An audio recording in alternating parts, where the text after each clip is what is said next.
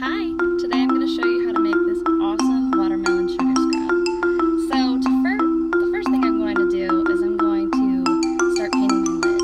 We have this white lid primer that makes painting on plastic a lot easier. So while I mix up my scrub, I want this to be able to dry. So I'm just kind of brushing that on. I really want to create a bumpy texture to make it look like a watermelon rind and give it some fun texture and shape.